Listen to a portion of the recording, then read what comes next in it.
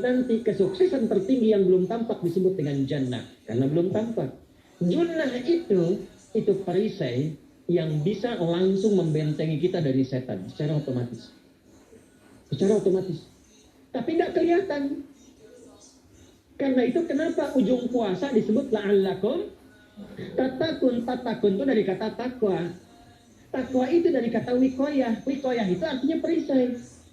Nah, perisainya tidak tampak dalam diri kita. Tapi kalau terbiasa menunaikan ibadah puasa ini, kata Nabi, yang pertama kali akan terjadi pada orang yang puasanya benar, dia akan mendapatkan perlindungan berupa perisai dari Allah, hasil dari latihan puasanya yang dapat membentengi dia dari setan. Jadi ciri khas puasa Ramadan itu kalau sukses ditunaikan, itu akan terjauh dari godaan setan. Setan itu provokator yang memang hanya mengarahkan pada keburukan. Jadi dia nggak kenal benar. Lawannya malaikat. Malaikat nggak kenal salah, Pak. Ini menarik nih. Bapak Ibu pernah dapat info nggak? Malaikat diciptakan dari apa? Cahaya, ya. Bahannya cahaya, tapi materinya takwa. Ingat ya? Bahan dasarnya cahaya, nur, materinya takwa. Sedangkan sifat takwa itu kan sering diterjemahkan oleh ulama, menjalankan perintah Allah, menjauhi larangannya. Imtithalu awamirillah wajtinabu nawahihi. Itu tuh sifat malaikat. Ada di Quran surah 66 dalilnya, ayat yang ke-6. La ya'sunallaha ma amarahum wa yaf'aluna ma yu'marun. Malaikat itu nggak kenal maksiat, kata Allah. Senantiasa terjaga dari maksiat dan mengerjakan tugas sesuai dengan tupoksinya.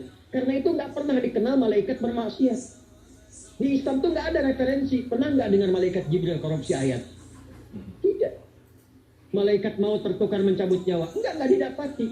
Di keyakinan lain itu saya pernah melihat ada keyakinan malaikat Jibril itu pernah bermaksiat kerjasama dengan anak setan, Lucifer, sehingga dia menjadi malaikat yang gagal. Bahkan dibikin film oleh Hollywood namanya Konstantin, ya, pemeran utamanya Keanu Reeves. Hafal saya, nonton tidak? PSG keluar dari championnya saya tahu itu. Baik, kembali ke sini Bapak Ibu sekalian. Jadi saya ingin katakan, malaikat bahan dasarnya cahaya, kemudian materinya takwa. Karena takwa itu selalu baik. Karena itulah di dalam diri kita ketika ada potensi takwa, wa nafsi wa ma sawwaha fa alhamaha fujuraha wa taqwaha. Itu selalu ditempel malaikat. Ada malaikat yang nempel kita, itu ada di surah Al-Qamar, surah 54 ayat 16 sampai 18. Ma yanfidhu min qawlin illa ladaihi raqibun. Jadi ada raqib, ada atid. Ahlan wa sahlan. Fadhal, silakan. Ada raqib, ada atid. Itu bukan hanya mencatat tugasnya. Ahlan wa sahlan. Fadhal. Jazakallahu khair. Jadi bukan hanya mencatat, ternyata malaikat itu ditugaskan oleh Allah juga untuk membisikkan kebaikan di jiwa takwa kita. Pernah nggak merasakan begini Bapak Ibu sekalian? Kalau sedang azan, Allahu Akbar, di hati kita ada rasa, cepat, sudah azan, siap-siap. Pernah begitu? Itu bisikan malaikat. Karena itu Nabi sering mengatakan kalau sedang bimbang, bingung, istafti qalbak. Tanyakan pada hatimu, cari suara yang baiknya. Itulah bisikan malaikat. Lawannya, setan. Takwa itu disebutkan setidaknya 115 kali dalam Al-Quran dengan istiqaqah, derivasinya. Lawan takwa itu nafsu. Sebagai tempat setan tadi untuk menggoda. Nafsu disebutkan 115 kali. Malaikat disebutkan sebanyak 88 kali di Al-Quran. Setan disebutkan 88 kali di Al-Quran. Jadi kalau malaikat bisikan yang baik, setan bisikan yang jelek.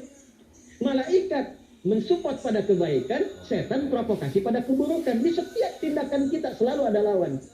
Jadi kalau malaikat mengatakan jujur, kata setan dusta.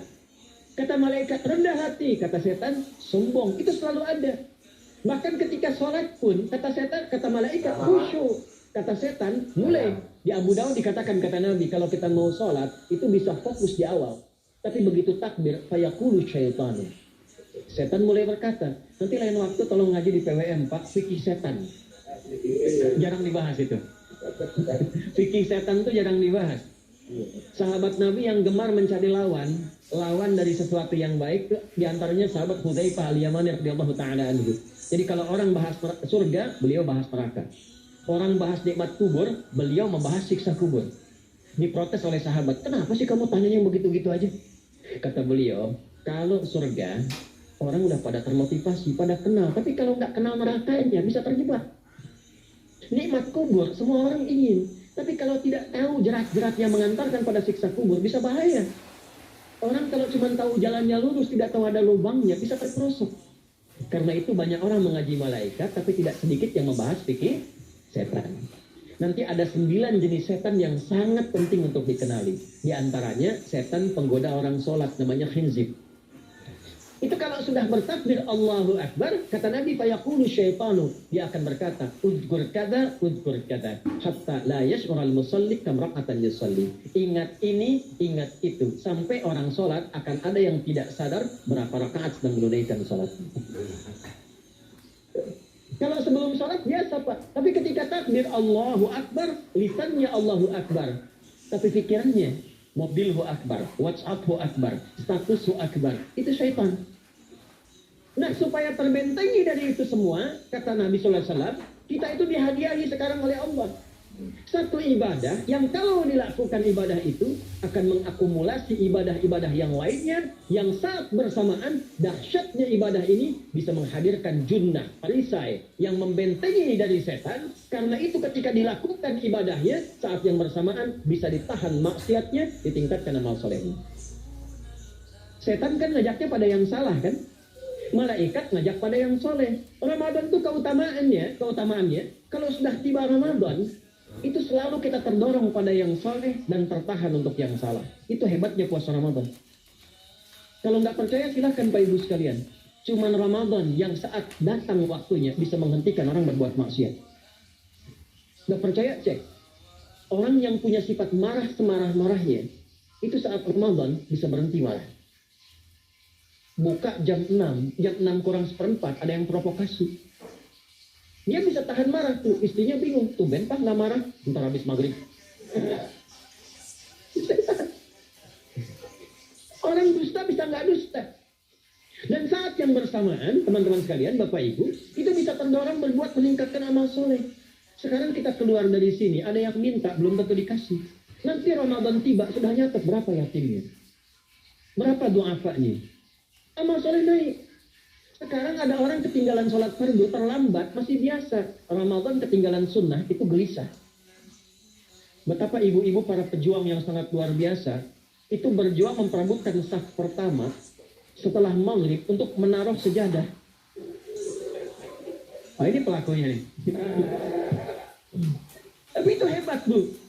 Saya tanya ibu kalau berjuang naruh sejadah setelah maghrib atau bahkan sebelum maghrib, itu sejadah disimpan di saf itu untuk kejar sholat apa? Tarawih, bukan isanya. Saya tanya pada ibu, tarawih itu hukumnya sunnah atau wajib?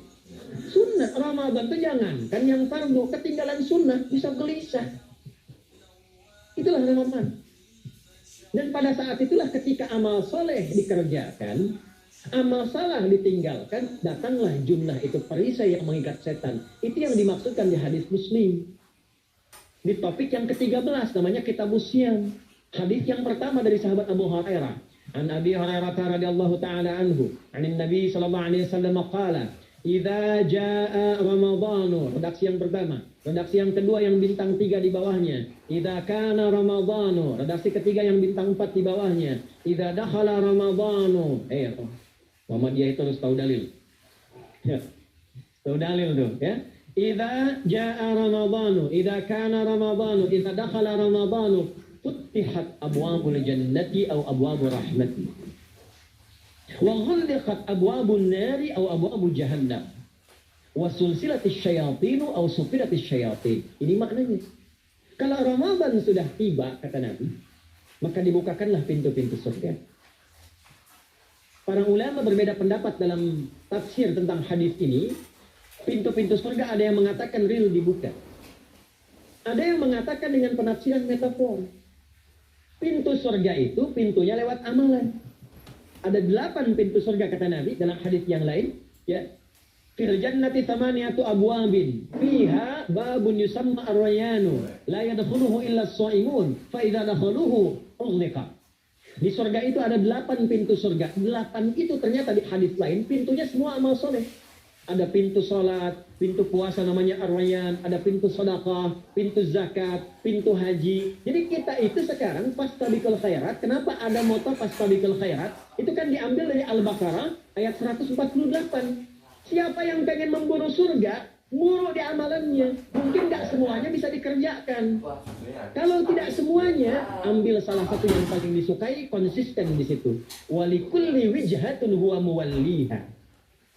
Setiap orang pasti punya kecenderungan untuk beramal. Ada yang senang puasa, ada yang senang tahajud, ada yang senang sedekah. Fastabiqul khairat, silahkan berburu, berlomba untuk mengerjakan apa yang disenangi itu. Itulah pintu surganya. Nah, saat Ramadan, semua pintu surga itu dibuka, Pak. Makanya kita senang kerjakan, sholatnya meningkat, sedekah meningkat, ngaji Quran meningkat. Saat yang bersamaan, pintu neraka ditutup. Ada berapa pintu neraka? Ada berapa? Kalau pintu surga berapa tadi? 8. Hadisnya jelas, sahih dalilnya. Pintu neraka berapa? Bukan. Pilih. 6 atau 8? Yang 6 angkat tangan. Bukan 6, bukan 8, 7.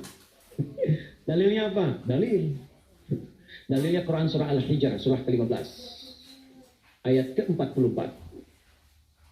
Surah ke-15 Al-Hijr ayat ke-44. Neraka ada 7 pintu. Dan dalam setiap pintunya nanti ada 19 malaikat yang menjaga. Malaikat tis'ata asyad. 7 pintu ini khusus Ramadan ditutup. Dan hati-hati, nama neraka itu ada 2 nanti. Neraka yang membakar, ini mungkin jadi baru informasinya bagi sementara orang. Neraka yang membakar dan neraka yang membekukan. Jadi ada 2 sifat.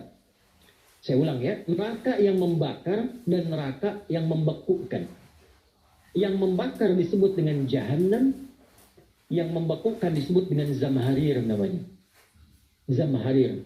Jadi kalau ada orang masuk neraka, itu cuma 2 pilihannya, dibekukan atau dibakar. Jelas ya? Makanya kita dikasih pendahuluan, ada musim panas, musim dingin. Supaya merasakan, ini orang musim dingin ini pakai lapisan-lapisan baju. Musim panas cari pendingin. Kamu sekarang cari pendingin, kata Allah, di neraka nggak ada AC. Kamu sekarang pakai berlapis-lapis, di neraka beku. Jahannam itu nama apinya. Jadi nar yang membakar itu nama apinya Jahannam. Jahannam itu nama apinya. Untuk membedakan dengan api yang ada di dunia dan api yang bahan bakarnya jin dan setan saat diciptakan. Setan itu dicipta dari api. Ya, setan kan asalnya dari iblis. Iblis dari jin. Setan Al-Baqarah ayat 36. Dari iblis Al-Baqarah 34. Iblis dari jin. Quran surah Al-Kahf ayat 50. Kana minal jinni fa fasaqa an amri rabbi. Jin dari api yang menyambar-nyambar. Quran surah 15 ayat 27. Wal janna khalaqnahu min naris samum. Karena narnya narus samum, maka apinya mesti beda. Karena itulah nanti nerakanya yang membakar disebut dengan Jahannam.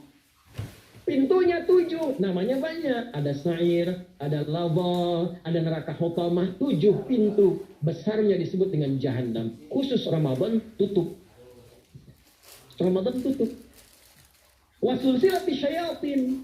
Setan itu dibelenggu, diikat rapat. Bagi orang yang mau puasa, benar. Awas hati-hati. Bagi orang yang mau puasa, benar, karena itu kalimatnya asyamu junnatun. Kalau benar puasanya, metafornya amalan dia bisa mengikat setan. Tapi kalau puasanya nggak benar, tetap digoda juga. Makanya jangan heran, walaupun Ramadan tetap kotak infak ada yang hilang. Sendal ada yang hilang. Karena puasanya bukan siam, puasanya sohum. Sedangkan diksi Nabi yang mengatakan asyamu junnatun. Puasanya yang harus benar. Nanti kita belajar fikih setelah itu. Saya ingin pendahuluan dulu ya. Setelah itu apa yang kata Nabi katakan? Ini masih mukaddimah ya kita ya. Ini luar biasa nih. Jadi keutamaan Ramadan itu dahsyatnya dengan puasa biasa. Kata Nabi, kalau orang benar puasanya, bebas dia dari setan. Bukan nggak digoda, Allah kasih benteng sehingga setan nggak tembus kepada dia. Itu satu. Itu keutamaan Ramadan. 2, teruskan dulu langsung ke ujung hadisnya saja ya. Kalau yang tadi nanti latihannya fala yarfu fala yajal itu latihan. Yang kedua, Allah langsung yang mengatakan dalam hadis qudsi, Asyamu li wa ana ajzi bihi. Khusus Ramadan, Kalau ditunaikan dengan benar, maka semua yang puasa itu aku langsung yang memberikan takaran pahalanya. Sekarang kita hitung-hitungan dikit ya. Bapak Ibu kan senang hitung. Tadi bangun aja kan dihitung kan. Ya, dapatnya sekian, kurangnya sekian, ya, usahanya sekian. Sekarang kita ngitung pahala nih. Ada rumus hitung pahala dalam Al-Quran. Ya, saya tanya sebentar. Kalau satu kita kerjakan ibadah, pahalanya berapa? 10. Dalil. Apa dalilnya? Quran surah ke-6 ayat 160.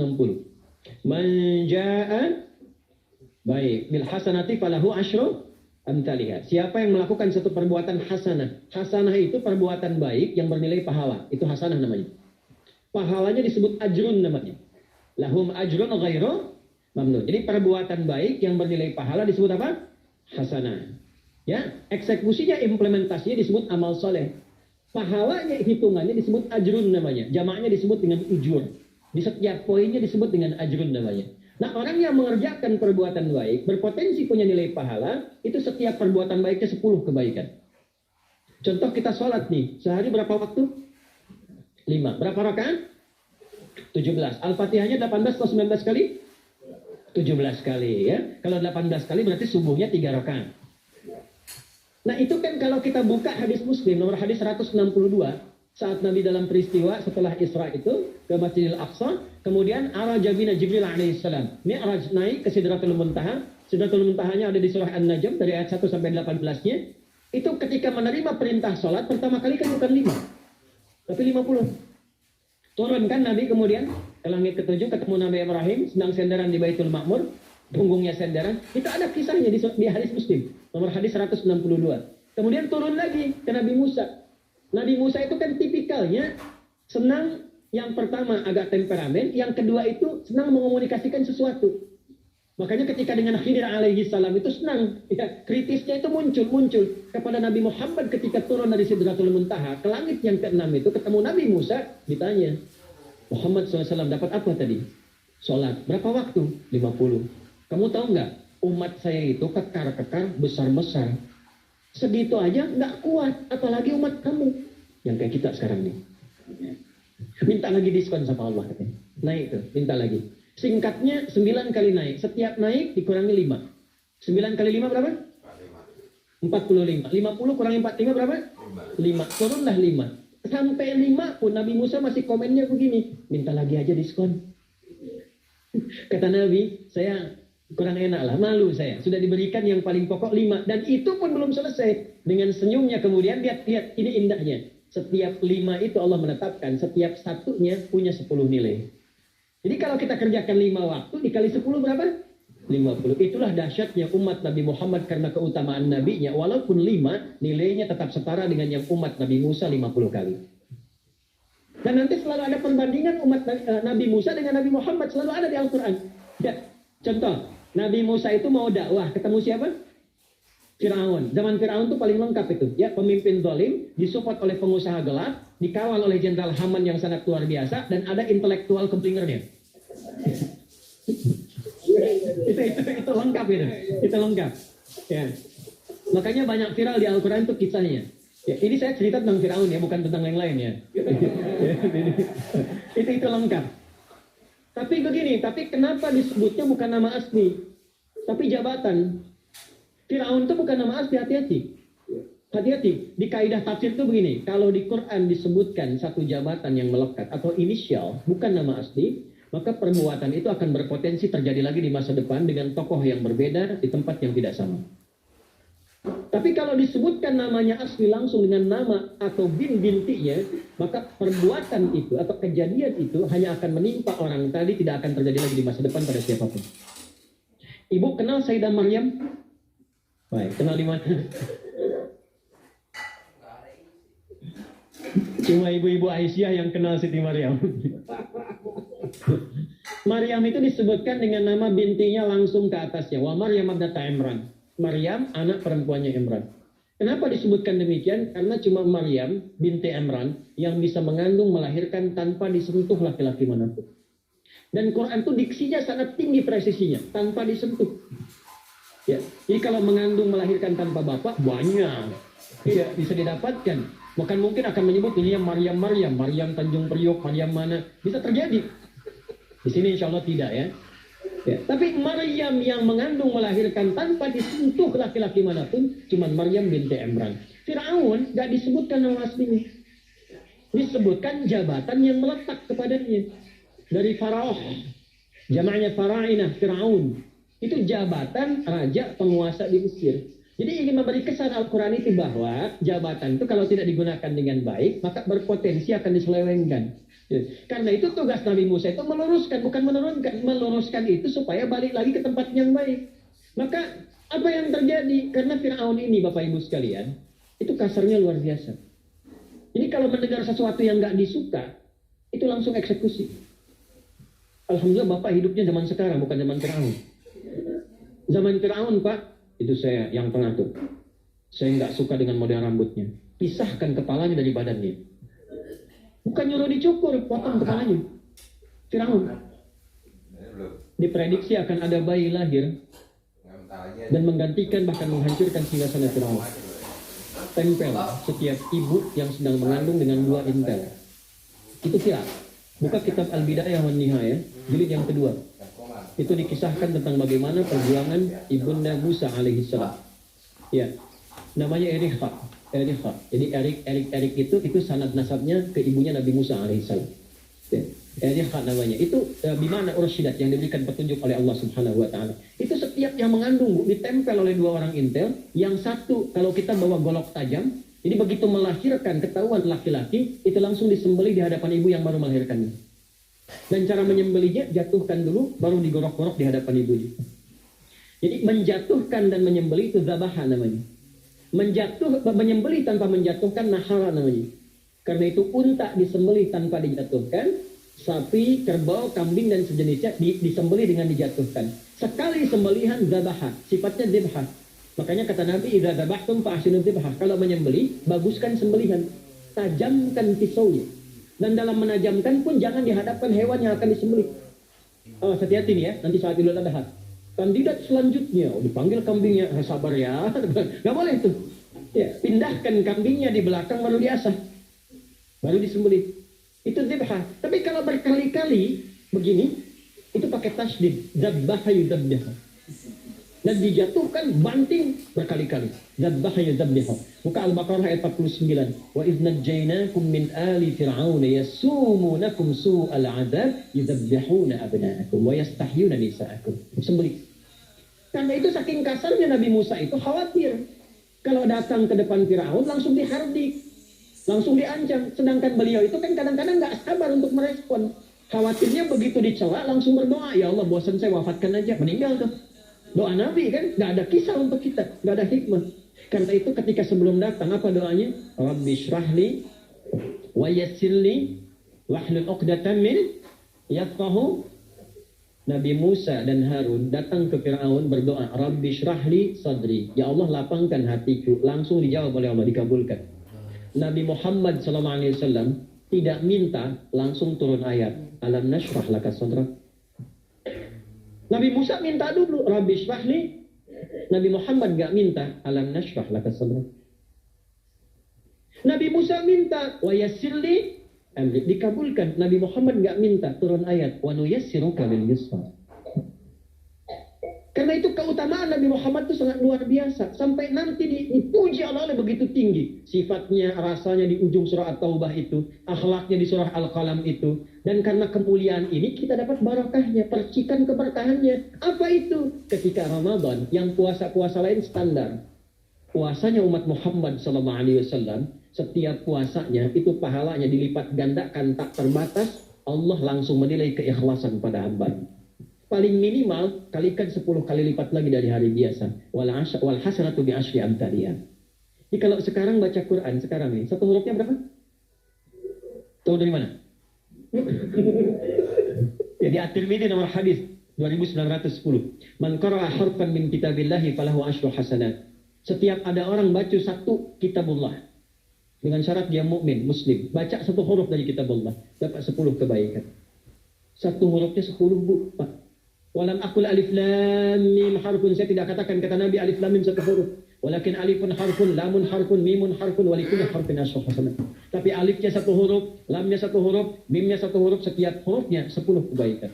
Saya kalau ada papan tulis, saya turunkan ini pakai syarah ilmu arud. Itu dahsyat lagi. Arud itu menuliskan apa yang dikatakan, bukan menuliskan simbol yang ditunjukkan. Jadi kalau kita bilang alif, tulis alif. Dan alif itu kan ada 3 huruf, hamzah, lam, fa. Hamzah berapa huruf? Tulis lagi hamzah. Itu baca Quran kalau ikhlas, pahalanya berlipat. Paling standar 1 hurufnya 10. Dan hampir nggak ada orang baca Quran cuma 1 huruf. Nun. Udah dulu 10 lumayan. Nggak ada. Pasti banyak itu. Dan Ramadan lebih meningkat lagi. Dan dikalikan 10 lagi, itu paling standarnya 1 huruf 100, Pak, Bu. Makanya Ramadan itu limpahan pahala. Rugi orang kalau nggak ibadah saat Ramadan itu. Nabi aja, itu tadarusan Quran sekali khatam. Saat tahun meninggalnya 2 kali khatam untuk ngejar kemuliaan-kemuliaan contoh bagi kita. Itu Ramadan. Jadi ini yang pertama menjadikan kita mesti sadar Ramadan beda dengan bulan biasa. Maka disampaikan oleh Nabi yang pertama ada pelipat gandaan pahala. Yang kedua ada perisai yang bisa menjauhkan kita dari setan. Yang ketiga, saya tutup mukadimahnya. Yang ketiga, hanya Ramadan yang siang malam melahirkan ampunan Allah Subhanahu wa taala. Siang malam. Kita kalau mau nyari ampunan, itu bisa kapanpun minta ampun. Tapi ada waktu-waktu yang sangat strategis dan tempat-tempat yang sangat efektif mempercepat mengabulkan doa. Contoh waktu misal sepertiga malam. Itu cepat terkabul doa. Hadisnya qudsi. Di antara adzan dan iqamah. Waktu singkat di waktu Jumat. Ada yang menafsirkan antara duduk khutbah dan 1 dan 2. Ada yang menafsirkan waktu asar menjelang ke maghrib. Dan itu nanti sepeninggal Nabi ada di antara istri Nabi SAW memburu waktu singkat yang luar biasa ini untuk berdoa. Hafal doanya ya. Allahumma qfina bihalalika an haramik wa a'udhina bi ta'atika an ma'siyatik wa bi fadlika an siwak. Itu dibiasakan di hari Jumat dibacakan. Ya, hafal nggak? Nah, nanti diputar lagi videonya ya. Kan ini kita sampai lihat lagi. Ya, kembalikan lagi. Ada yang sifatnya tempat. Mihrab itu mustajab. Makanya kenapa imam itu di mihrab? Karena mewakili makmum untuk berdoa. Karena itu pilih imam yang betul-betul paham fikih salat. Bagus bacaannya dan ngerti fikih salat supaya dia sebelum salat melihat ke belakang. Itu bukan cuma merapatkan barisan, tidak, untuk melihat siapa yang salat. Apakah tahan berdiri lama kalau dibacakan bacaan panjang? Atau ada yang buru-buru? Lalu bacaannya apa yang sesuai untuk makmumnya? Itu fikihnya. Karena itu tempatnya di mihrab. Dan mihrab itu viral. Tempat yang cepat mengabulkan doa. Maryam itu punya mihrab. Nabi Zakaria saat minta keturunan, itu mohon kepada Allah di mihrabnya Maryam. Ali Imran ayat 38-39. Hunalika da'a Zakaria rabbah. Qala rabbi habli min ladunka dzurriyyatan thayyibah. Innaka sami'ud du'a. Fanadatul malaikatu wa huwa qa'imun yusalli fil mihrab. Cepat terkabul doa. Masjid cepat terkabul doa. Tapi Ramadan itu menggabungkan semuanya. Nggak usah tunggu sepertiga malam. Siangnya diampuni, malamnya diampuni. Apa dalilnya? Untuk malam lekat dengan ibadah qiyam namanya. Man qama Ramadhana imanan wa ihtisaban ghufira lahu ma taqaddama min. Siapa yang mampu menghidupkan Ramadan di malam harinya. Dan jangan salah Bapak Ibu sekalian, awas jangan salah ya. Ramadan itu satu paket ibadahnya. Bukan cuma puasa. Ramadan satu paket. Ada paket siang, ada paket malam. Dan nggak ada paket hemat. Full. Ada siang, ada malam. Dan itu semua sama, cuma beda 1 huruf. Hadisnya sama, ibadahnya juga diksinya sama, cuma beda 1 huruf. Malamnya qiyam, siangnya siam. Awas ya, malamnya apa? Qiyam, siangnya apa? Siam. Cuma beda 1 huruf. Dan itu satu paket. Jadi kalau Anda tertinggal, jangan Anda lah, jangan kita. Kalau ada orang yang tidak mengerjakan semalam, misalnya qiyamnya, cuman siamnya, sah puasanya, benar sesuai rukun, sah. Cuman tidak sempurna keutamaan Ramadannya. Karena itu Allah mengatakan kalau sedang puasa, sempurnakan dengan ibadah malamnya. Itu ada di Al-Baqarah ayat 187. Tsumma atimmus syiyama ilal lail. Muqaddimatul lail maghribnya untuk puasa, lail atasnya untuk qiyam.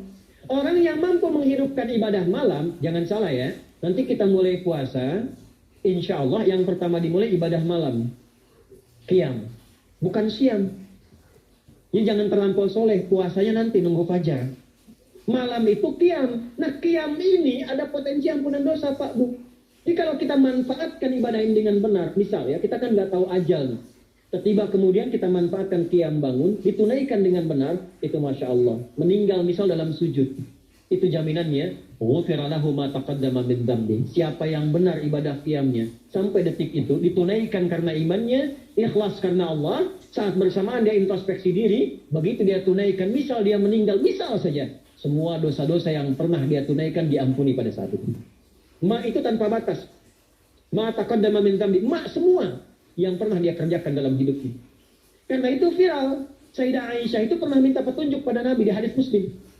Bertanya pada Rasulullah, ya Rasulullah, kalau malamnya saya pengen ibadah, dan qadar Allah bertepatan dengan malam Al-Qadar, apa yang saya minta? Itu sampai diajarkan oleh Nabi doanya, dan doanya sahih. Di At-Tirmidzi dikuatkan lagi dengan lebih lengkap redaksinya.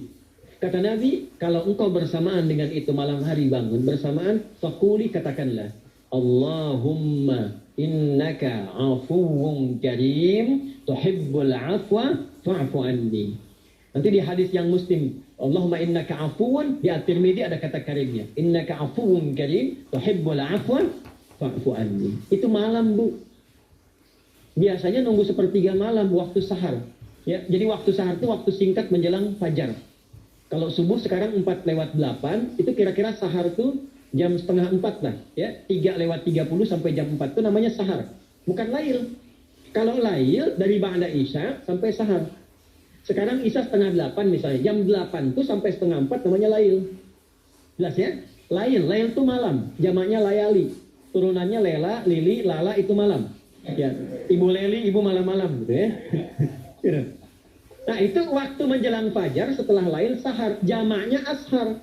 Ashar itu disampaikan di Al-Quran waktu terbaik untuk istighfar. Quran surah 51 ayat 18. Wabil ashari hum yastaghfirun. Yang biasa istighfar berpeluang dapat ridho Allah dan disiapkan surga terbaik melebihi kemewahan dunia. Itu ada di ayat ke-16, 17, 18. Ya, dari ayat 15-nya, 16-nya, 17-nya adalah untuk yang saharnya, 16-nya itu kalimatnya. Ya, 16-nya ya dengan mengatakan Rabbana amanna faghfir lana dzunubana wa qina adzabannar. Ayat 17-nya as-sabirina was-sadiqina wal qanitina wal muntiqina wal mustaghfirina bil ashar. Itu hari biasa seperti sekarang. Ramadan dari ba'da isya sampai terus lagi sampai masuk waktu fajar, siangnya pun masih ada ampunan Allah. Man shoma ramadhana imanan wa ihtisaban ghufira lahu ma taqaddama min. Saya tanya sekarang, siapa yang nggak punya dosa boleh angkat tangan? Yang dosanya banyak boleh angkat tangan. Tuh, saking banyaknya kita nggak bisa ngangkat. Sekarang ubah kalimatnya. Yang ingin masuk surga, kecuali dia punya makna yang sangat luas. Saya ambil contoh ayat tadi misalnya. Laqad kana lakum fi Rasulillahi uswatun hasanah. Bisa uswah, bisa iswah. Kenapa bisa dibaca dua bagian, dua cara? Karena ternyata filsafat bahasa dari harakat, kalau kita berbicara kasrah, itu untuk menunjuk sesuatu yang kecil, yang pecah, yang halus. Karena itu orang Arab berkata kasrah zujaj, kaca itu pecah, karena kemudian melahirkan pecahan-pecahan yang kecil, halus. Karena itulah orang-orang yang bersuaranya lembut, itu sering diberikan harakat kasrah. Ibu misalnya perempuan, karakternya lembut dibanding laki-laki. Jadi yang makhluk halus itu bukan laki-laki. Suaranya gitu ya. Ibu lembut, halus. Karena itu harakatnya dalam bahasa Arab yang ditunjukkan kepada ibu selalu kasrah. Laki-laki anta, perempuan anti. Laki-laki jazakallah khair, perempuan jazakillah khair. Ingat Bu ya, jazakillah itu untuk perempuan, bukan laki-laki. Karena saya pernah ceramah, begitu selesai, ada ibu-ibu mengatakan, Ustaz ceramahnya luar biasa, jazakillah khair. Saya pikir saya ini pakai batik, pakai baju, pakai kopiah gitu ya. Jazakillah khair. Itu perempuan, i. Jadi halus itu, kasrah. Kemudian, kalau dia dhammah, itu dari kata in dhamma yang dhammu. Sesuatu yang menghimpun, banyak, luas. Karena itu selalu harakat dhammah itu, walaupun dhammahnya dhammah kecil ataupun banyak jadi waw, itu selalu nafasnya sifatnya jamak. Ya, misal syakara tunggal, jamak syakaru. Jalasa tunggal, jamak jalasu. Menunjukkan sesuatu yang banyak, yang besar, yang tinggi. Karena itu i'rabnya rafa, tinggi. Dhammah i'rabnya rafa, tinggi. Kenapa bisa dibaca dua cara? Uswah dan iswah, untuk memberikan kesan. Nabi itu keteladanannya, sifat luar biasanya, jangankan yang tinggi-tinggi, yang belum tentu bisa ditiru. Sholat tahajudnya saat rakaat pertama, itu selesai tuntas 2 rakaat ditunaikan kesaksian Sayyidah Aisyah radhiyallahu taala anha, itu bisa bengkak-bengkak kemudian kakinya. Karena 1 rakaatnya itu bisa 5 juz 4 halaman. Itu Rasulullah baru berhenti di An-Nisa ayat 176 rakaat pertama. Dan lama rukunya itu seperti berdirinya. Itu yang tingginya yang belum tentu bisa ditiru. Nabi tahajud, salam, kaki bengkak. Kita tahajud, baru 2 rakaat, mata bengkak. Itu Rasulullah itu. Ya. Jangankan yang tinggi, ya, yang kecilnya, senyumnya, lembutnya, toleransinya, penyayangnya. Kisah viral anak-anak kecil sedang bermain di era Nabi. Satu anak dia kemudian termenung, hendak menangis tapi dia tahan. Lewatlah Nabi SAW bertanya kepada anak itu, "Ma bika ya gulam?" Kata beliau, "Ya Rasulullah." Diam saja. Jawab, "Kenapa nggak main dengan mereka? Mereka bajunya bagus, mainannya bagus-bagus, sedangkan saya tidak punya seperti yang mereka miliki." "Kenapa?" kata Nabi. "Bapakku meninggal dalam jihad." Kata Nabi, "Aradita an takuna Muhammadan aban laka wal Hasan wal Husain ikhwan laka?" Kamu ridha enggak kalau mulai detik ini Muhammad sallallahu alaihi wasallam jadi bapak untukmu dan Hasan dan Husain jadi saudara untukmu? "Radit ya Rasulullah." "Saya ridha ya Rasulullah," kata anak ini. Maka Nabi langsung belikan, kemudian siapkan mainan terbaru, pakaian terbaru. Anak itu gembira, lompat-lompat bergabung dengan teman-temannya. Giliran temannya yang penasaran, "Kok bajunya lebih bagus dari kita? Kok mainannya lebih bagus dari kita?" Ditanya, "Apa yang terjadi denganmu?" Dia katakan, "Saya baru berjumpa dengan Rasulullah. Saya ceritakan begini, sampai beliau katakan, 'Apakah engkau ridha Muhammad sallallahu alaihi wasallam jadi bapakmu dan Hasan dan Husain jadi saudaraku?' Ketika aku bilang ridha, maka dapatlah pakaian ini, dapatlah mainan ini." Apa komentar anak-anak pada waktu itu? Kata mereka, "Ya Allah, kenapa bapak kita nggak mati juga dalam jihad?" Itulah Rasulullah. Itulah Rasulullah. 4 Muhammad disebutkan 4 kali dalam Al-Quran dan 1 dengan sifat Ahmad. Muhammad, Quran surah ketiga ayat 144, Quran surah ke-33 ayat yang ke-40, Quran surah ke-47 ayat kedua, dan Quran surah ke-48 ayat 29. Jamak sifat mubalaghah dari kata mahmud, yang tinggi sifat sosialnya. Jadi hablum minan nas itu pakai kata mahmud. Baik, penyayang, penyantun, berbagi. Kalau kita ingin jadikan superlatif, sirah mubalaghah, jadikan Muhammad. Tapi kalau kita ingin merubah ke bentuk ketaatan, hablum minallah, ketaatan spiritual, rajin tahajud, rajin baca Al-Quran, rajin puasa. Itu kalau sekali dikerjakan namanya hamid. Pak Hamid itu taat pada satu titik ibadah. Rajin tahajud belum tentu puasa. Tapi kalau Anda ingin gabungkan tahajudnya luar biasa, puasanya rajin, baca Qur'annya tinggi, bentuk rubah jadi superlatif dari Hamid jadi Ahmad. Kenapa Nabi Isa alaihi salam mempopulerkan dengan nama Ahmad bukan Muhammad? Karena di masa Nabi Isa itu muncul berita banyak. Ada informasi yang menyebar di masyarakat menduga bahwa Nabi yang terakhir itu Nabi Isa alaihi salam.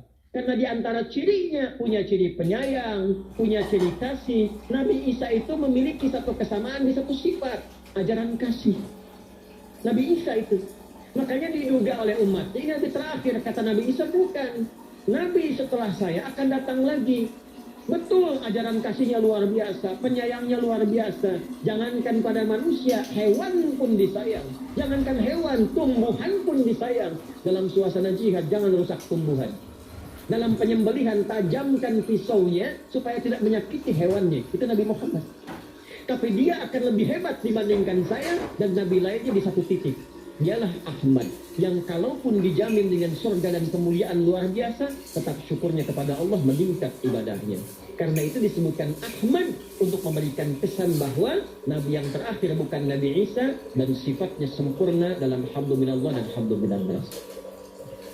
Jadi wajar kalau Kiai Haji Ahmad Dahlan memberi nama persyarikatan ini dengan nama Muhammad, lalu mempopulerkan sisi sosial dalam gerakan persyarikatan ini. Bangun rumah sakit, santunan, bangun sekolah, dakwah kultural. Yang ini diperkenalkan apa? Meniru keteladanan sosialnya. Karena kalau sudah ibadah, itu mutlak kewajiban. Kita sudah paham. Sifat Ahmad itu sudah melekat pada setiap muslim yang bersyahadat asyhadu an la ilaha wa asyhadu anna Muhammadan Rasulullah. Maka ketika semua orang syahadat, diikatlah dengan nilai Islam. Pokok pertamanya sholat. Itu ubudiyah, itu sifat Ahmad. Tapi apakah setiap orang yang sholat bisa menyantuni orang lain? Bisa menyayangi yatim? Bisa memfasilitasi orang untuk bisa sekolah dengan baik? Ketika semua sudah paham dengan sifat Ahmad, maka beliau kemudian membuat persyarikatan dengan nama yang melekatkan pada nilai sosial. Itu yang menjadi rahasia kenapa Muhammadiyah memiliki banyak amal yang luar biasa di bidang usaha-usaha yang terkait dengan nilai sosial. Tapi jangan lupa, ada ya nisbah, ada tak sifat. Ini yang ingin saya ingatkan sebelum memulai materi. Jadi kalau ditambahkan Muhammadi itu pengikut. Tapi kalau ditambahkan tak di ujungnya, artinya memberikan kesan sifat yang diikuti.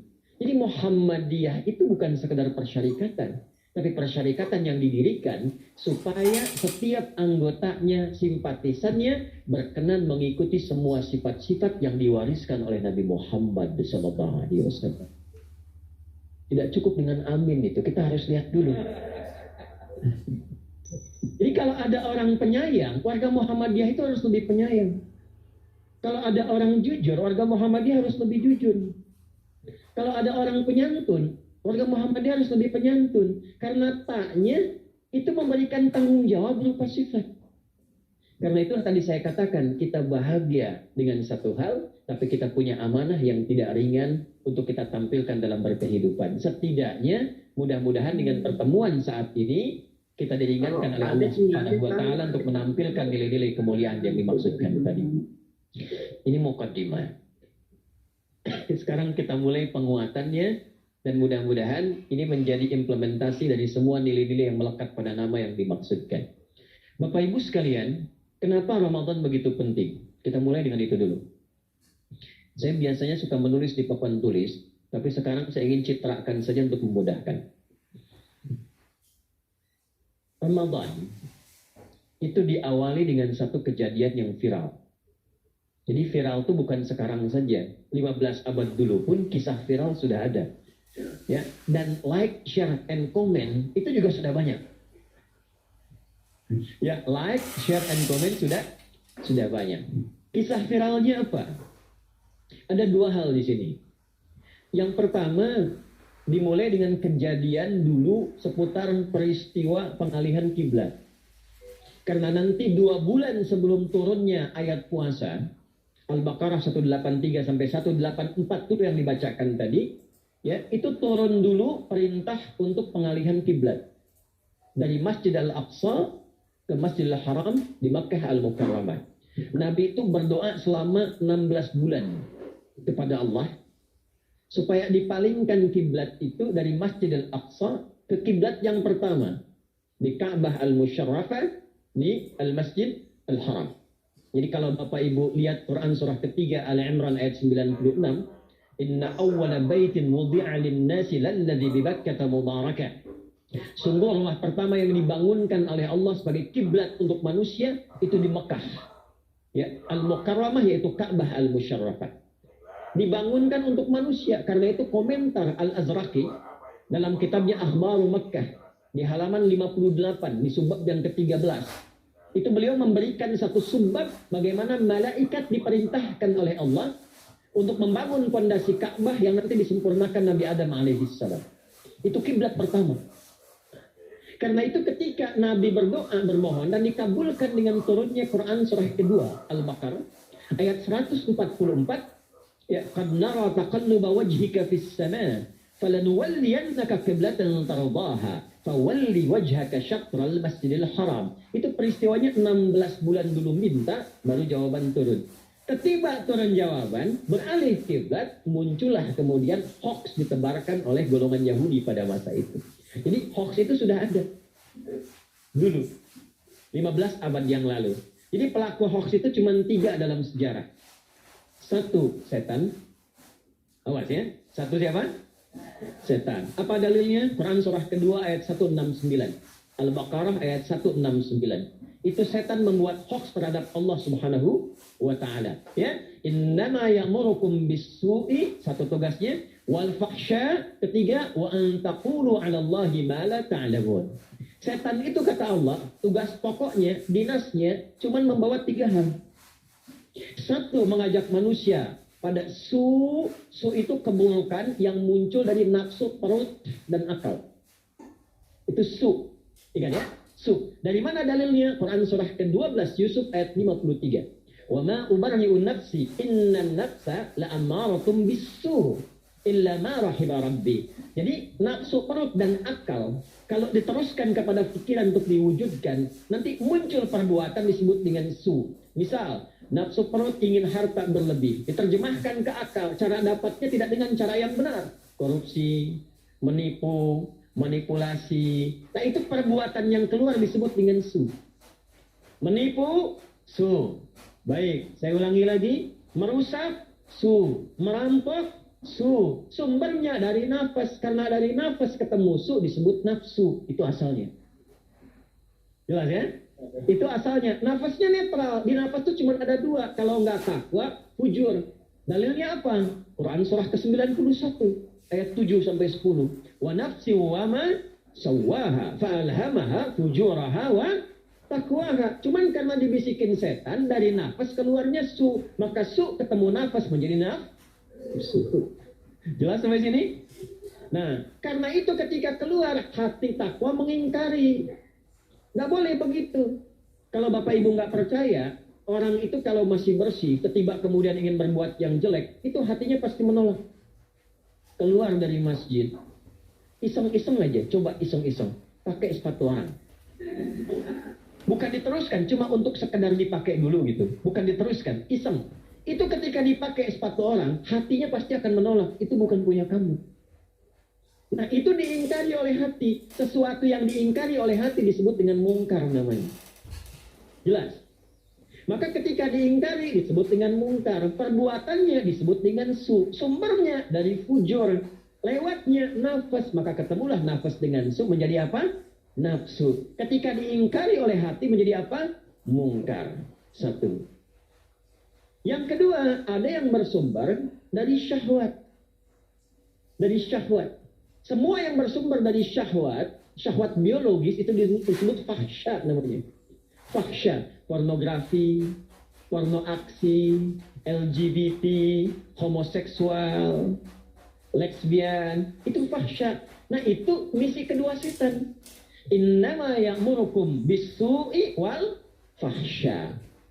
Itu yang kedua. Awas, karena itu kita diminta ibadah itu salah satunya untuk punya benteng supaya tidak ditembus oleh setan. Contoh kita sholat misalnya. Apa fungsi utama sholat? Ada 5. Ini menarik nih Bu, Pak. Di Quran itu diperintahkan sholat berapa waktu? 5 waktu. Ternyata hikmahnya pun ada 5. Di antara 5 ini yang pokok apa? Quran surah ke-29 ayat ke-45. Utslu ma uhya ilaika minal kitab wa aqimis shalah. Inna sholata tanha 'anil fahsya wal munkar. Jadi kalau kita sholat itu membangun benteng dengan setan. Jadi kalau orang sholatnya benar, itu otomatis setan itu nggak bisa tembus. Jadi misi setan dua bisa digagalkan. Tinggal yang ketiga, wa antaqulu 'alallahi ma la ta'lamun. Setan akan memprovokasi Anda, kata Allah, untuk membuat hoax tentang Allah. Jadi yang tadinya menuhankan Allah diajak supaya tidak menuhankan Allah. Dibikinlah hoax bertebaran. Yang Tuhan itu bukan Allah. Dibuat kegiatan-kegiatan, dibuat aktivitas, dibuat berbagai macam godaan supaya menjauh dari Allah. Jadi pelaku pertama hoax di muka bumi itu siapa? Yang kedua, itu tercatat dalam sejarah, ternyata pelaku hoax kedua yang mengikuti jejak setan itu adalah umat Yahudi. Yahudi itu senang bikin hoax. Yang pertama kali bikin hoax ketika Nabi Muhammad diangkat jadi Rasul dan Nabi, itu umat Yahudi. Padahal mereka sendiri yang minta kepada Allah supaya diutus Rasul, itu yang terakhir. Mereka yang minta. Itu viral kisahnya. Di Al-Baqarah ayat 89 dan ayat 101 itu. Yang ayat 101-nya untuk Rasul, 89-nya minta kitab dilekatkan pada Rasul itu. Itu viral ayatnya. Tinggal Bapak Ibu likes and comment aja. Walamma ja'ahum ya rasulun min indillahi musaddiqun lima ma'ahum nabadha fariqun minal ladzina utul kitab. Ketika diutus mereka bikin hoax. Apa hoax yang mereka katakan? Enggak mungkin ada rasul dari kalangan orang Arab di sini. Semua nabi dan rasul sumbernya dari Palestina. Itulah sebabnya nanti turun ayat tentang peristiwa Isra dan Mi'raj supaya melengkapi jejak literasi nabi supaya sesuai dengan adat istiadat para nabi. Hoax kedua yang dibuat oleh orang Yahudi itu persis terkait nanti dengan kiblat, dan yang ketiga tentang peristiwa Ramadan. Saat pindah ke Madinah, bikin hoax lagi. Turun ayat tentang pengalihan kiblat dari Masjidil Aqsa ke Masjidil Haram, dibuatlah kemudian hoax yang kedua. Kata mereka, Muhammad itu pindah kiblat karena kangen aja sama Ka'bah. Karena lahirnya dekat Ka'bah. Tinggalnya di Mekah karena kangen Mekah, diminta untuk dialihkan sholatnya dari Masjidil Aqsa kiblatnya ke Ka'bah di Mekah, di Ka'bah Al-Musyarrafah di Makkah Al-Mukarramah. Muncullah kemudian produk turunan dari situ. Pantas buatan Muhammad, ini Islam itu cuma produk budaya. Islam itu cuma kreasi Muhammad saja. Ini bukan bikin-bikin saja. Jadi kalau ada orientalis dan turunannya pernah mengatakan ada Quran produk budaya, ada Islam produk budaya, itu sebetulnya sudah ketinggalan 15 abad yang lalu. Jadi kalau ada buku mengatakan Quran produk budaya, itu bukunya hoax. Karena sudah dibantah. Ya 15 abad yang lalu, itu langsung turun berita dari Allah, diberikan kekuatan untuk berdiskusi, selesai pada masa itu. Apakah salah kalau kita punya dua kiblat katanya? Selesai tuntas. Nah, hoax yang ketiga adalah tentang persiapan Ramadan. Saat Nabi kemudian melakukan pendekatan pada Yahudi supaya bisa beradaptasi di Madinah yang heterogen itu dengan menunaikan puasa Asyura, tiba kemudian muncul hoax yang baru. Tuh umatnya Muhammad nggak punya syariat puasa, ikut-ikutan puasa kita.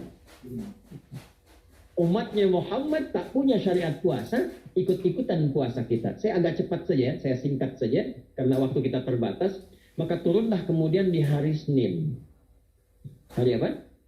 Ya, ini sekarang saya akan agak mulai fokus karena mulai ke inti bahasan. Yang barusan tadi masih mukaddimah ya, pengantar. Maka turunlah kemudian hari Senin, tanggal 2 bulan Sya'ban di tahun kedua Hijrah. Tadi kalau Sya'ban itu bulan keberapa Pak Ibu? Ke-8. Ya, bulan ke-8.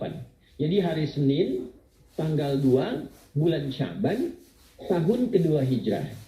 Turunlah kemudian surah Al-Baqarah ayat 183 sampai 184. Ini pertama kali turun ayat puasa, ternyata harinya hari Senin, kemudian bulannya bulan Sya'ban, tanggal yang kedua, tahun kedua Hijrah. Turunnya bukan bulan Ramadan. Ini yang menarik nih. Dan biasanya sesuatu yang turun atau terjadi di hari Senin di era Nabi itu istimewa Pak Bu. Jadi ada dua yang istimewa, Senin dan Jumat. Nabi lahir hari apa? Senin. Hijrah hari apa? Senin. Wafat hari apa? Senin. Dan ternyata menerima wahyu pun Bapak Ibu sekalian, menerima wahyu tentang puasa itu hari Senin juga.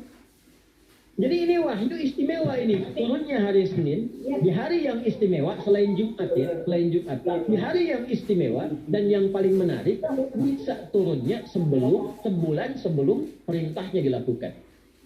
Dan cuman puasa yang seperti itu sifatnya. Salat saat selesai kemudian peristiwa Isra dan Mi'raj, turun perintah dilakukan, ya, lalu salat ditunaikan. Zakat turun ayat langsung dilakukan. Haji umrah turun ayat langsung dilakukan. Puasa turun ayatnya sebulan baru pelaksanaan. Apa hikmah? Nah, ini yang paling menarik. Ternyata sebelum dilakukan perintah puasa itu, Nabi sudah lebih dulu menjelaskan tentang keutamaan puasanya. Itu yang sekarang akan kita turunkan menjadi kurikulum dahsyat yang dicontohkan Nabi sebagai persiapan Ramadan. Ini yang akan menjawab kenapa Ramadan begitu penting.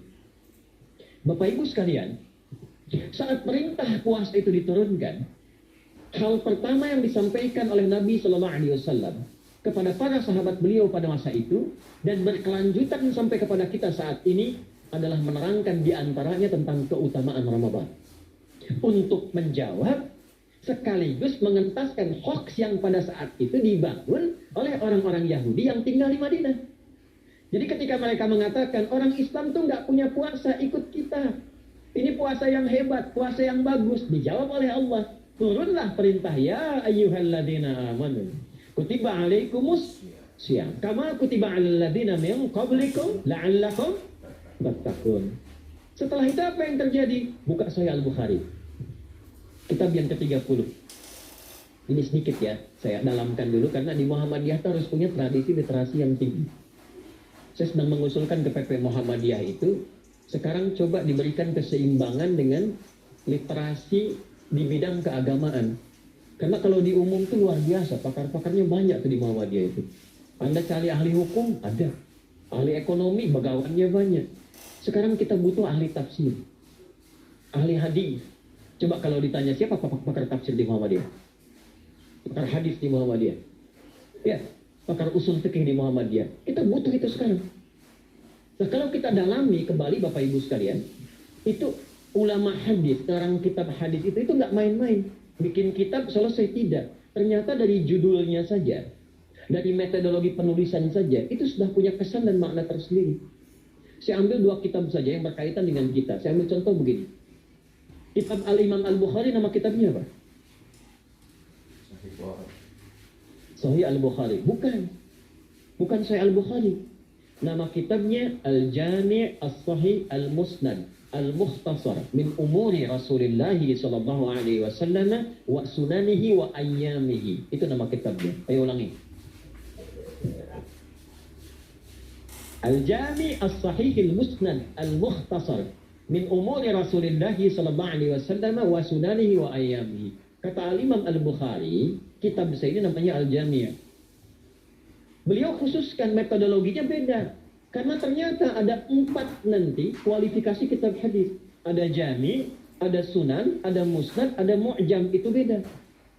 Yang Al-Imam Al-Bukhari bukan sunan. Sunan itu kitab hadis yang dituliskan berdasarkan tema-tema fikih. Jadi kalau Bapak Ibu ingin mengkaji tentang dalil-dalil fikih, carinya di kitab sunan. Makanya dimulainya dengan kitabut taharah, kitabus salah, kitabuz zakat, sunan Abu Daud. Bapak Ibu nyari dalil tentang cara sujud setelah i'tidal, cari di Al-Bukhari sampai kiamat kurang 2 hari nggak akan ditemukan. Nggak akan ditemukan. Adanya di mana? Di Sunan Abu Daud. Ya, Sunan Abu Daud ditemukan. 1 riwayat Wa'il bin Hujur, yang kedua riwayat sahabat Abu Hurairah, yang 1 pakai kemudian lutut, yang kedua pakai telapak tangan. Cuman 2 caranya. Kalau nggak pakai lutut, pakai telapak tangan. Dan hadisnya cuman beda 1 nomor. 838, selang sedikit 840, 841. Paling kiri sebelah atas di kitabnya. Itu cuman 2 cara. Kalau nggak pakai telapak tangan, pakai lutut. Yang salah pakai kepala duluan itu. Ya. Itu sunan. Kalau jami, kitab hadis yang disusun berdasarkan sifat-sifat yang umum yang dilekatkan pada kegiatan Nabi Shallallahu Alaihi Wasallam. Jadi kurikulumnya dibangun berdasarkan kurikulum kehidupan Nabi. Secara umumnya apa? Dari bangun tidur sampai dengan tidur lagi. Maka Al-Imam Al-Bukhari ingin menyampaikan kalau Anda ingin hidup mengikuti Nabi, kurikulum nabawi, hidupnya ingin seperti Nabi, baca kitab saya. Maka disitulah kemudian ditampilkan 97 topik. Makanya Pak Ibu, orang dulu itu kalau ngaji Al-Bukhari, itu secara tematik dikeluarkan. Kita passionnya apa? Bapak Ibu misalnya mohon maaf ya, yang pengajar, yang dosen, nggak harus semua dibaca. Kalau nggak jadi kepentingan, keluarkan topik yang ketiga, kita boleh ilmu. Anda yang profesinya pebisnis, misalnya, ingin kajian di majelis ekonomi, keluarkan Kitabul Bunio, topik tentang bisnis. Itu 1 sampai dengan 97 topik. Terkait puasa, ada di kitab yang ke-30. Kitabus Shaum, posisi hadis yang nomor yang kedua di topik ini, riwayat dari Talhah bin Ubaidillah radhiyallahu taala anhu qala Rasulullah sallallahu alaihi wasallam. Perhatikan, ini kalimat pertama yang disampaikan Nabi menyambut kewajiban puasa. As-siyamu junnatun fala yarfuth wala yajhal. Wa ini mar'un qatalahu aw syatamahu falyaqul inni sha'imun marrataini. La khulufu famis sha'imi atyabu 'inda Allah yawmal qiyamati min rihil miski yatruku ta'amahu wa syarabahu wa syahwatahu min ajli. Ini poinnya. As-siyamu li wa ana ajzi bihi wal hasanatu bi asyri amthaliha. Kata Nabi, puasa kita ini yang kita tunaikan spesial, beda dengan yang lain. Jadi ketika Yahudi mengatakan puasa kami ini puasa yang hebat, yang bagus, yang diikuti oleh umatnya Muhammad SAW, turun ayat, komentar Nabi pertama apa? Puasa kita kepada para sahabat, kepada kita semua, ini puasa yang spesial. As-siyamu. Lihat diksinya. Awas Pak ya, ibu jangan salah baca. As-siyam, bukan asyab. As-siyam. Disebutkan 9 kali dalam Al-Quran. Ada as-saum, ada as-siyam, itu beda. Kalau saum, sekali disebutkan dalam Al-Quran, surah 19 ayat 26.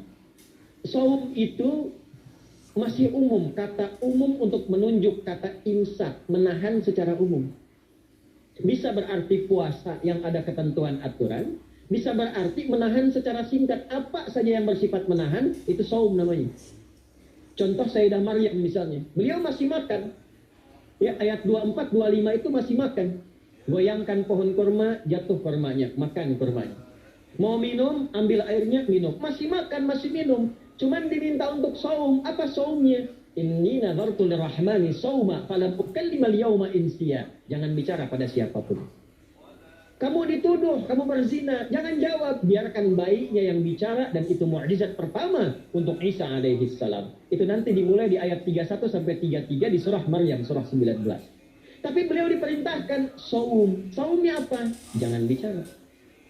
Jadi kalau bapak masih makan, masih minum, cuman nggak mau bicara dulu sama ibu, itu saum. Mau kemana, Abi? Kok nggak jawab? Kenapa nggak bicara? Sedang saum. Saum apa? Nggak mau bicara sama mama. Itu bicara. Contoh. Itu saum. Kalau siam, 9 kali disebutkan dalam Al-Quran, itu khusus. Spesifik. Ada aturannya, ada ketentuannya, nggak boleh sembarangan, nggak bisa kemudian seenak kita melakukannya, ada ketentuan yang dibuatnya, dan itu harus diikuti. Begitu diikuti, maka keagungan dan keistimewaan ibadah itu akan dilekatkan pada pelakunya. Dan menariknya, perintah puasa itu ketika turun ayatnya Al-Baqarah 183, kalimatnya bukan menggunakan saum tapi siyam. Ya ayyuhalladzina amanu kutiba alaikumus. Nah, kata Nabi, asyamu junnatun. Kalau benar puasa kita ini, kita tunaikan yang Ramadan ini, maka dia akan melahirkan satu yang tidak ditemukan pada ibadah lain, yaitu junnah. Ada jinnah, ada jannah, ada junnah. Itu beda. Tapi semua katanya, itu hurufnya sama, cuma harokatnya beda. Coba lihat ya. Ada junnah, jinnah, dan jannah. Jannah artinya apa? Surga. Jinnah artinya apa? Jin. Jamak dari kata jin. Minal jinnati wan. Nah, baik ya. Ada junnah. Perisai. Itu ketiga-tiganya bersumber berasal dari huruf jim, nun, kemudian ta. Dalam bahasa Arab, setiap ada huruf dimulai dengan jim dan nun, itu pasti tersembunyi, nggak kelihatan. Saya ulang ya. Setiap ada huruf dimulai dengan jim dan nun, kalimatnya itu pasti nggak nampak, nggak kelihatan. Janin, kenapa disebut janin? Karena masih tersembunyi dalam rahim ibundanya, nggak kelihatan. Begitu keluar, tampak jadi bashar, jadi bayi yang terlihat. Jin, kenapa disebut dengan jin? Karena nggak nampak. Makanya fitrah jin itu, Pak, Ibu, fitrahnya tersembunyi. Jadi kalau ada jin melakukan penampakan, itu jin sedang punya masalah. Betul, itu nyata. Dan yang lebih punya masalah, ada orang-orang manusia yang mencari-cari penampakan jin. Itu sedang kurang sehat itu. Ya, betul. Karena jin itu dipasangkan di Al-Quran dengan ins. 18 kali pasangan ini disebutkan. Itu lawannya langsung. Jadi jin tersembunyi, ins nampak. Ins itu kelihatan, makanya makhluknya tampak. Jadi kalau ibu ada bapaknya pulang ke rumah sembunyi-sembunyi, itu bapak sedang menjadi bukan.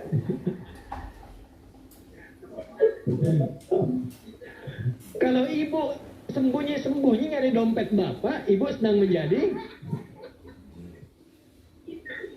jin. Itu langsung pasangannya 3 itu. Ins itu seakar dari kata anisa, halus, lembut. Jin kasar, makanya disebut jin. Karena itu jarang ada orang kemasukan jin jadi lembut, tidak ada. Permisi mau ikut kajian sedang kemasukan jin, tidak. Kalau kata-katanya tidak meracau, tindakannya pasti kacau. Karena itu fitrah manusia itu pasti lembut. Kalau ada orang kasar, pasti ada yang salah dalam pergaulannya. Balik. Itu jin. Jannah, kenapa disebut jannah? Karena belum tampak sekarang.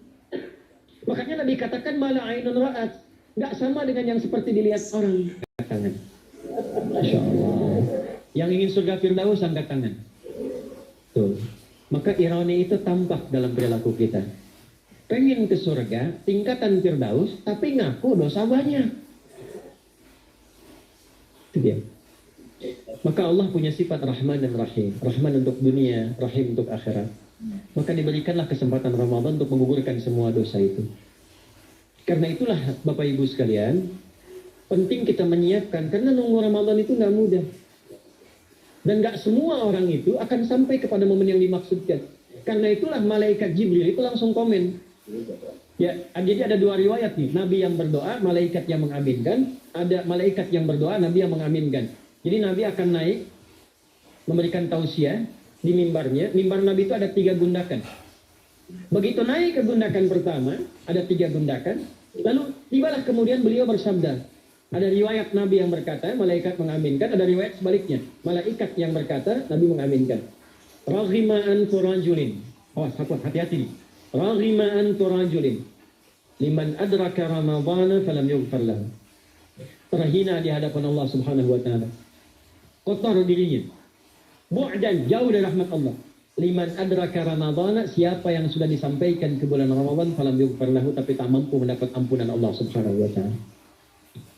Karena itulah saya ingin cepat. 1, kenapa Ramadan istimewa? Karena ada ampunan Allah yang sangat luar biasa. Kenapa Ramadan istimewa? Karena ada pelipat gandaan pahala. Kenapa Ramadan istimewa? Karena ada peluang untuk menjauhkan dari setan. Dan yang terakhir, Ramadan istimewa karena semua waktu siang dan malam mempercepat terkabulnya doa. Itu yang dijamin di ayat 186 dalam rangkaian ayat siang dari ayat 183 sampai 187. Ayat 186-nya khusus untuk mempercepat terkabulnya doa. Wa idza sa'alaka 'ibadi 'anni fa inni qarib ujibu da'watad da'i idza da'an falyastajibu li wal yu'minu bi la'allahum yarshudun. Tafsirnya apa? Hadis Nabi sallallahu alaihi wasallam. Thalathatun la turaddu da'watuhum al-imamul 'adil was-sha'ima hatta yuftira. Wada'watul mazlum. 3 golongan yang doanya sulit sekali ditolak. Yang pertama imam yang adil, yang kedua adalah orang puasa sampai berbuka, dan ketiga doa orang yang terzalimi. Jadi kalau Bapak Ibu pengen cepat dikabulkan doanya secepat kilat, maka jadilah pemimpin yang adil. Kalau belum mampu, latihan puasa. Kalau belum mampu lagi, banyak-banyak terzalimi dan berdoa. Ya. Nah, jadi itu pengantarnya yang mengantarkan kita pada Ramadan. Kan ini menyambut Ramadan. Jadi kan saya cuma mengantarkan. Ya kan? Jadi mengantarkan pada Ramadan supaya Ramadannya optimal. Tergantung sekarang bagian terakhirnya. Saya izin saya sampai jam berapa, Pak? Sampai jam berapa deh? Hingga jam 11 sampai setengah 12 lah. Untuk sampai subuh nggak apa-apa. Kita sampai jam setengah 12. Setengah 12. Masih ada 10 menit ya. Nah ini yang paling pentingnya. Begini, apakah semua orang yang puasa bisa mendapatkan 4 kemuliaan tadi atau tidak? Ini poinnya. 4 itu kalau digabungkan jadi takwa namanya. Singkatnya, apakah semua orang puasa pasti bertakwa?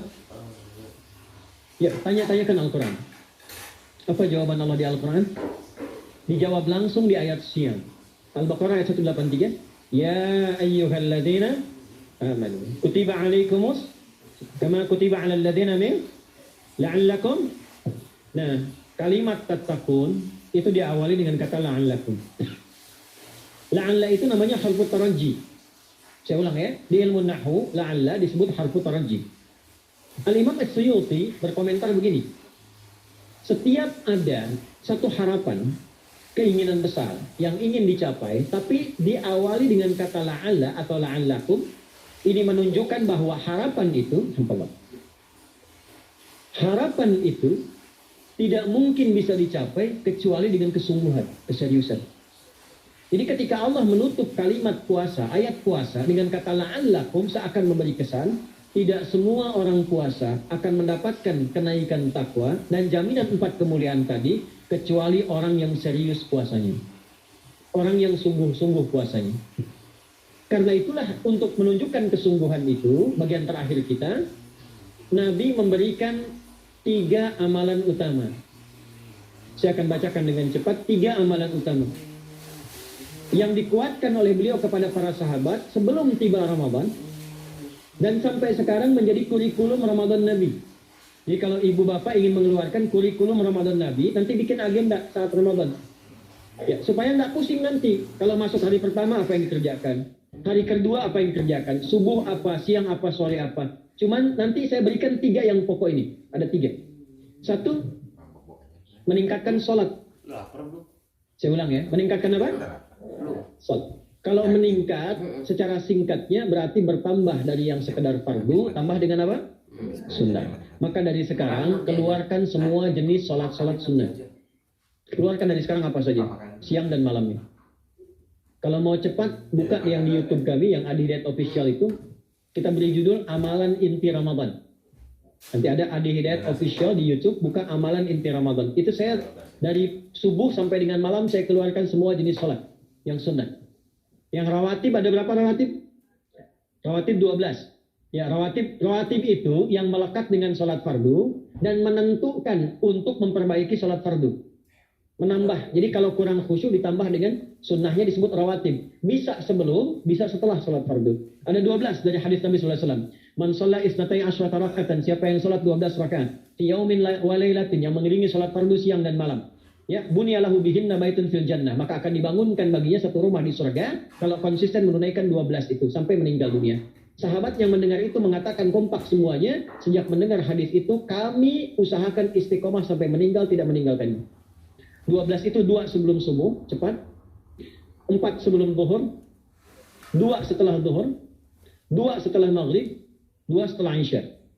2 rakaat sebelum subuh, 4 rakaat sebelum zuhur. Kalau nggak bisa 4 rakaat karena terbatas waktunya, boleh 2 rakaat khusus untuk sebelum zuhur. Kalau nggak bisa 4, boleh berapa? 2. Dalilnya hadis Ibnu Umar radhiyallahu taala anhuma. Kata beliau, hafidtu asyra rakaatin. Saya hafal 10 rakaat dari Nabi sallallahu alaihi wasallam salat sunnah. Maka menyebutkan sebelum zuhur 2 rakaat. Baik, jadi 12 ya. 2 sebelum subuh, 4 sebelum zuhur, 2 setelah zuhur, 2 setelah maghrib, 2 setelah isya. Ini yang disebut dengan rawatib. Jamak dari kata ratib. Di luar ini mutlak. Mutlak ini ada yang berdampingan dengan sholat fardu, ada yang terpisah. Contoh yang berdampingan, 4 rakaat sebelum asar. 4 rakaat ini bukan disebut rawatib, tapi sholat mutlak. Cuma waktunya berdampingan dengan sholat fardu. Jadi dia nggak memengaruhi sholat fardu, cuma punya keutamaan sendiri. Apa keutamaannya? Hadis Ibnu Umar radhiyallahu taala anhuma ketika beliau menyampaikan qala Nabi sallallahu alaihi wasallam rahimallahu ra'an shalla qabla al-asri arba'an. Allah akan menambahkan rahmat pada orang yang terbiasa salat 4 rakaat sunnah sebelum salat asar. Jelas ya? Baik. Kemudian apalagi setelah itu? Salat di antara dua adzan dan dua adzan ini, adzan dan iqamah. Ya, di antara adzan dan iqamah. Tahiyatul masjid. Apalagi misalnya salat duha. Duha dibagi 3. Awal duha itu kurang lebih 1,5 jam setelah salat subuh. Subuh sekarang misal 4:30, maka jam 6 muncul awal duha. Namanya syuruk. Saya ulang, salat apa namanya? Syuruk itu salat awal duha. Jumlah rakaatnya 2 rakaat. Man shalal ghadata fil jama'ati, thumma yaqudu